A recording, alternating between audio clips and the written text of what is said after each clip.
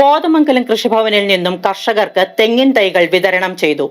നഗരസഭാ ചെയർപേഴ്സൺ ഭാനുമതി രാജു വിതരണോദ്ഘാടനം നിർവഹിച്ചു. ചടങ്ങിൽ നിരവധി ആളുകൾ പങ്കെടുത്തു. കോതമംഗലം നഗരസഭയുടെ ആഭിമുഖ്യത്തിൽ ജനകീയ ആസൂത്രണ പദ്ധതിയിൽ ഉൾപ്പെടുത്തി കേര കർഷകർക്ക് തെങ്ങിൻ തൈകൾ വിതരണം ചെയ്തു. കോതമംഗലം കൃഷിഭവനിൽ നഗരസഭാ ചെയർപേഴ്സൺ ഭാനുമതി രാജു വിതരണോദ്ഘാടനം നിർവഹിച്ചു. കോതമംഗലം നഗരസഭ ജനകീയ ആസൂത്രണ പദ്ധതിയിൽ ഉൾപ്പെടുത്തിക്കൊണ്ട് കൃഷിയുടെ വികസനത്തിനും വേണ്ടിയിട്ട് ഫണ്ട് മാറ്റിവെച്ചിട്ടുണ്ട്. ആ ഫണ്ടിൻ്റെ അടിസ്ഥാനത്തിലാണ് ഇന്ന് ആധുനിക രീതിയിലുള്ള നല്ല തെങ്ങിൻ തൈകൾ ഇവിടെ വിതരണം ചെയ്തത്. കൃഷിഭവനുമായി ബന്ധപ്പെട്ട് ഒട്ടേറെ പ്രവർത്തനങ്ങൾ നടത്താൻ നഗരസഭ തയ്യാറായിട്ടുണ്ട്. അതിനുള്ള പണവും ഫണ്ടും മാറ്റിവെച്ചിട്ടുണ്ട്. നമുക്കറിയാം, കഴിഞ്ഞ കുറേ വർഷങ്ങളായിട്ട് ഈ കുറേ രീതിയിൽ നടന്നിട്ടുണ്ട്. പക്ഷേ ഈ തവണ നമ്മൾ വരുമ്പോൾ കുറേ നല്ല രീതിയിൽ നല്ല തൈകൾ കൊടുക്കുവാനായിട്ടാണ് നമ്മൾ ഉദ്ദേശിക്കുന്നത്. അതിപ്പോൾ നമ്മുടെ വൈസ് മെമ്പറുടെ ഫാമിൽ നിന്ന് എടുത്ത നമുക്ക് തന്നെ അറിയാൻ കഴിയുന്നുണ്ട്. ആ തൈകൾ കാണുമ്പോൾ തന്നെ അറിയാം അതിൻ്റെ മേന്മയും. അത് ഹൈ യീൽഡിങ് വെറൈറ്റി ആയിട്ടുള്ള തെങ്ങിൻ തൈകളാണ്.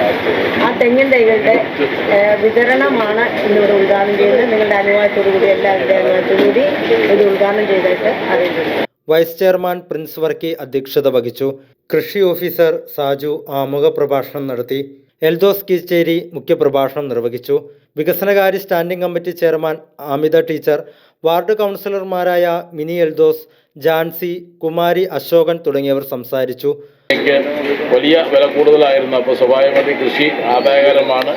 അതുകൊണ്ട് വീട്ടാവശ്യത്തിനും മറ്റ് വാണിജ്യാടിസ്ഥാനത്തിലെല്ലാം നമുക്ക് ഇത് ഉപകരിക്കും. ഇതിനുവേണ്ടി എല്ലാവരും സഹകരിക്കണം.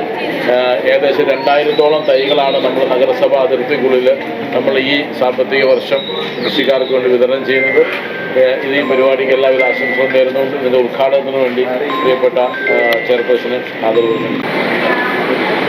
ഇത് വീടുകളിലെത്തിച്ചാൽ ഓരോരുത്തരും കൃഷി ഓഫീസറുടെ നിർദ്ദേശപ്രകാരം ഉള്ള കാര്യങ്ങൾ കേൾക്കുകയും അതനുസരിച്ച് നട്ട് വളർത്തുകയും ചെയ്യുകയാണെങ്കിൽ നമുക്ക് ഒരു തൈ നടുക എന്ന് പറഞ്ഞത് അടുത്ത തലമുറയ്ക്കുള്ളൊരു സമ്പാദ്യമാണ്.